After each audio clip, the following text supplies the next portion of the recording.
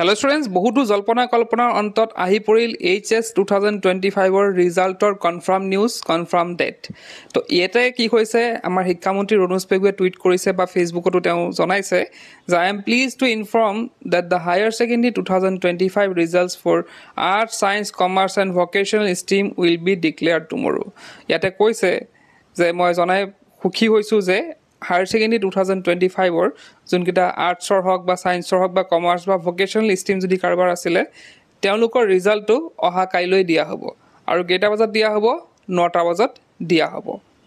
তা ASSEB will issue official notification shortly তো এখিনি আমাৰ লিখিছে কোনে আমাৰ শিক্ষামন্ত্ৰীয়ে লিখিছে তো লিখাৰ পিছতো কি হ'ব ASSEB আমাৰ যোনখন বোৰ্ড হয় তাৰপা কি কৰা হ'ব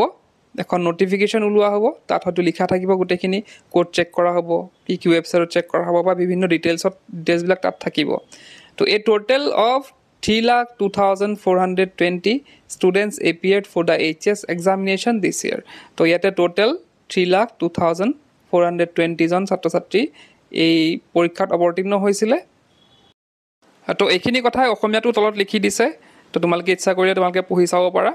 তো এইখিনি আছিল আৰু আমাৰ অতি সোনকালে নোটিফিকেশন এখন ওলাবই বাৰু ASSEB ৰ পৰা এইখন নোটিফিকেশন কি থাকিব এইখিনি তোমালোকক কম বাৰু আৰু লগতে কিদৰে ৰিজাল্ট চাব পাৰিবা সেইখিনি প্ৰসেসও আমি দেখুৱাম তোমালোকক